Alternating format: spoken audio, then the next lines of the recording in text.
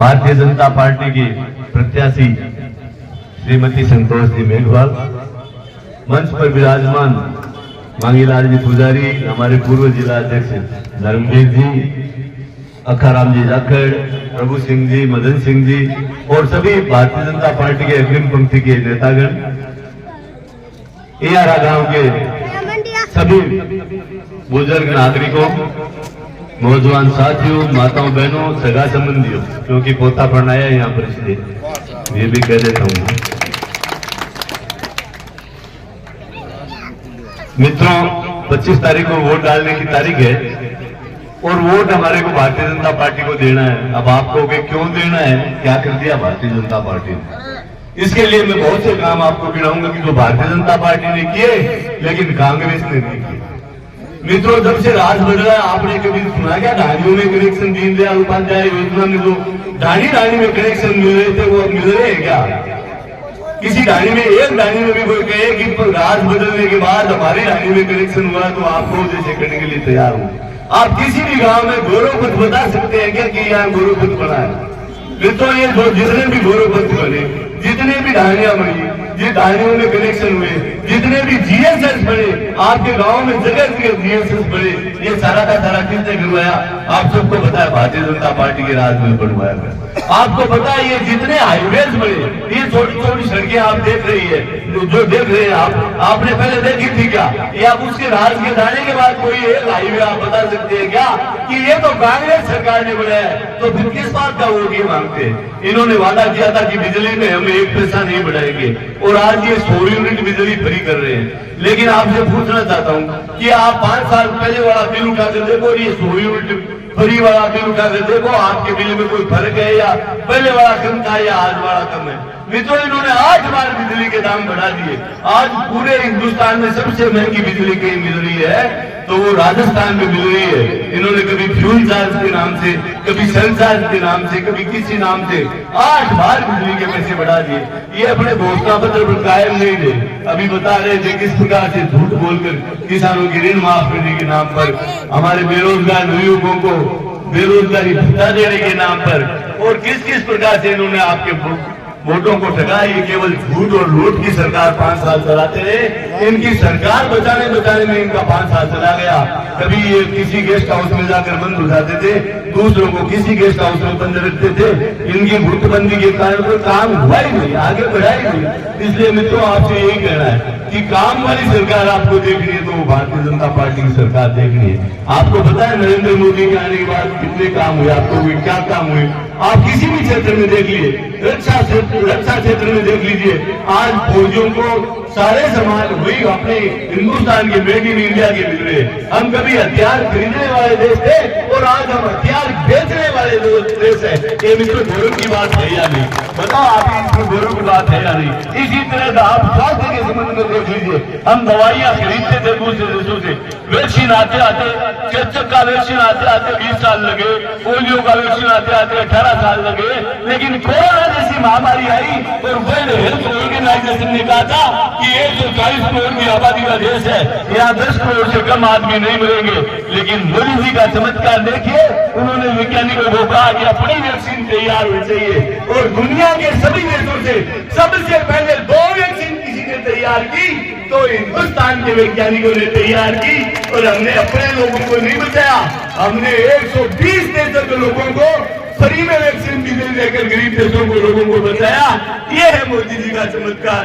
पहले भी लोग बैठते थे, लोग कहते थे क्या पहले काम नहीं हुआ था? पहले काम पहले भी होते थे, लेकिन ये कितना साल से चलते थे, हम हिरण की तरह छलांगे मारते।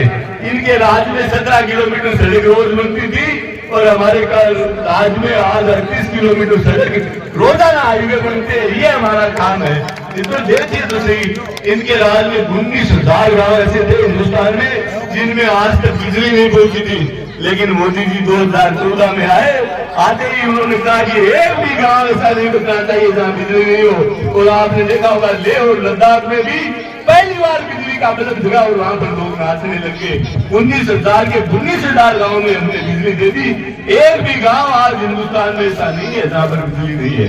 यह है मोदी जी का चमत्कार। और चमत्कार ज्यादा पूछना हो तो हमारे देश के लोग कोई विदेश में रहते हो उनसे पूछो, विदेश में, ब्रिटेन में, इंग्लैंड में तो ये थी स्थिति कि इंडियन से 2 साल रोड अलाउड, भारतीय और कुत्तों को यहाँ प्रवेश नहीं है। होटलों में लिखा रहता था, जगह जगह लिखा रहता था। और आज गौरव करने की बात है कि ब्रिटेन का प्रधानमंत्री ऋषि सुनक हिंदू लिखता है और वो जय श्री राम के नारे लगाता है। आपको पता है ऋषि सुनक हिंदू, जिन अंग्रेजों ने 300 साल तक हिंदुस्तान पे राज किया, आज उसमें हिंदुस्तान मुल्क का, और वो भी ऋषि सुनक हिंदू लिखकर वहां पर राज कर रहा है। और जब वो प्रधानमंत्री की कुर्सी पर जाके बैठ रहा है, उसको शपथ ग्रहण समारोह में शपथ लेने के लिए कहा जाता है, तो एक बहुत बड़े गौरव की बात आपको बताता हूँ कि उन्होंने गीता की कसम लेकर वहां पर कुर्सी पर बैठे। ये हिंदुस्तान का गौरव बढ़ाने की बात। और आपने टीवी पर देखा होगा, वो गाय माता की आरती करके तीनों मोटा उसकी पत्नी सहित वो आरती करके जाके सीट पर बैठता है। ये हिंदुस्तान के गौरव बढ़ाने की बात। मित्रों, आज गौरव की बात है, ये मोदी जी का चमत्कार है कि लोग जाने लग गए भारतीयों को ये भारत हमारे को फ्री में। अभी कई लोग भूखे मर रहे थे तो गेहूं हमने सप्लाई किया, हम गेहूं मांग कर लाते थे, हम मांगने वाले बेचते, मांग कर खाने वाले बेचते, अमेरिका वाले लाल गेहूं उनको देते थे, और आज हम दूसरे देशों को गेहूं देने वाले देश बन गए। ये है मोदी जी का चमत्कार। मित्रों, आपने देखा होगा पहले भी पद्म पुरस्कार मिलते थे बहुत, सेनाई वादक विष्णु मिल्ला खां को दे दो, उस्ताद वादक को दे दो, ये तबला वादक को दे दो, ये हेमा मालिनी को दे दो, ये फलाने को दे दो। लेकिन पहली बार ऐसा हुआ है कि मोदी जी ने कहा कि मेरे देश का जो प्रगतिशील किसान है, जो बहुत शानदार खेती के काम करता है, उनको पद्म पुरस्कार मिलने चाहिए। और 15 किसानों को पद्म पुरस्कार मिल चुके हैं। ये मोदी जी का चमत्कार। मित्रों, मोदी जी ने जो काम किया इस देश को आगे बढ़ाने का, उस पर गर्व करने की बात है। मित्रों, आज 3 देशों के राष्ट्राध्यक्ष भारतीय है, ये आपके लिए गौरव की बात है। हमारे प्रधानमंत्री पहले भी विदेशों में जाते रहते थे। आपने देखा किसी देश के राष्ट्राध्यक्ष को आकर किसी दूसरे देश के प्रधानमंत्री के पैर छूते हुए आपने देखा क्या? ये पहला नरेंद्र मोदी है जिनको जब विदेश में जाता है तो लोग आकर उनके पांव छूते हैं, उनको धोख देते। ये है नरेंद्र मोदी। मित्रों, ये सारी बातें आपने देखी, मोदी जी का चमत्कार आपने देखा है। अरे अमेरिका के राष्ट्रपति की कभी 50,000 की मीटिंग नहीं हुई, लेकिन मोदी जी पहली बार अमेरिका गए, ट्रंप उनके बगल में हाथ डाल के चल रहा था और 50,000 लोगों की मीटिंग को मोदी जी ने संबोधित किया अमेरिका में। यह है गौरव करने की बात। ये स्थिति ऑस्ट्रेलिया में रही। आप आज देखो तो सही, मोदी ने कहां से कहां पहुंचा दिया भारत को।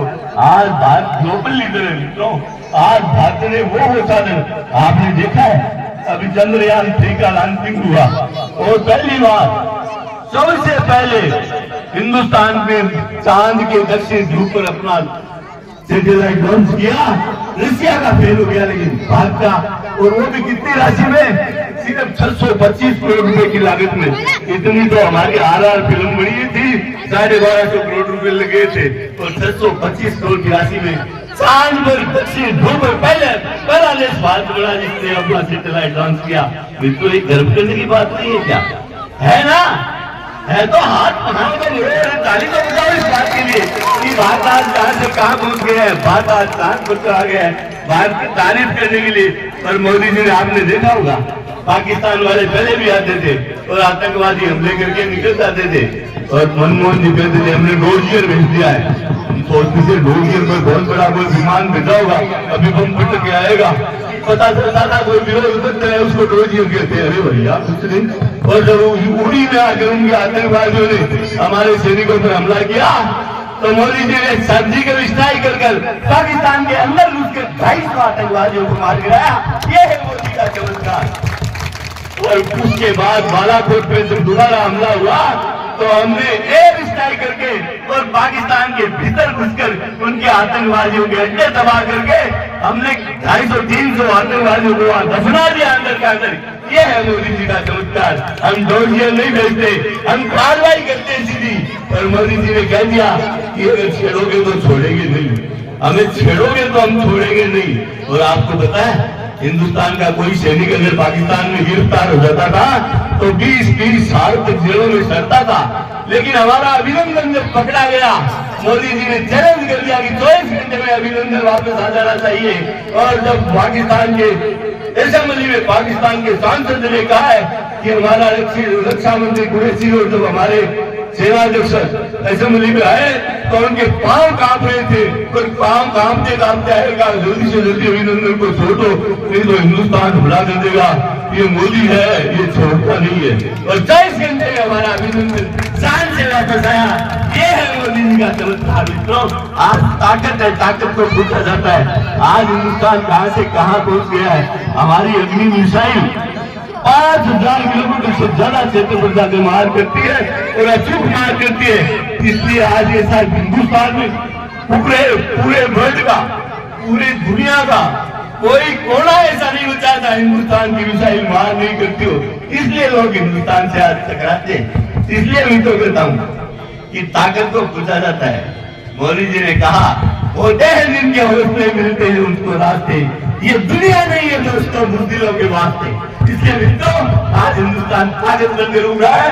आपसे यही कहता हूँ, इस ताकत को रखने के लिए, उस मोदी जी के हाथ को मजबूत करने के लिए और ज्यादा से ज्यादा संख्या में इस कमल के निशान पर आप वोट देंगे, भारतीय जनता पार्टी को विजयी बनाएंगे। हमारी नीति स्पष्ट नीति है। आपने देखा लोग कहते हैं क्या बदल गया, मैं कहता हूँ बहुत कुछ बदल गया। हम कहते थे धारा 370 हटाएंगे, ये कहते थे धारा 370 हट ही नहीं सकती, और हमने वो धारा 370 हटा के दिखा दी। हमने कहा था सौगंध राम की खाते हैं, हम मंदिर वही बनाएंगे, तो ये कहते थे ये मंदिर वही बनाएंगे लेकिन तारीख नहीं बताएंगे। लेकिन हमने मंदिर भी बना दिया और तारीख भी बता दी, 22 जनवरी को रामलला उस मंदिर में विराजमान होंगे। ये परिवर्तन हुआ है मित्रों। आज आप देखिए चारों जो परिवर्तन हुआ है, हमने जो भी बनाया है एक नंबर बनाया है। हमारी सरदार पटेल की मूर्ति पूरी दुनिया में सबसे ऊंची मूर्ति है।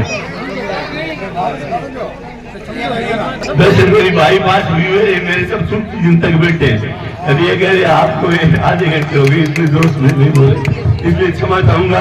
बातें इतनी है कि अभी बताए तो बताते ही जाओ बोले, लेकिन मित्रों थोड़ी में ज्यादा करके मानना और कमल के फूल पर के निशान पर आपको वोट देना और मोदी जी के हाथ को मजबूत बनाना है। जय भारत, जय हिंदुस्तान।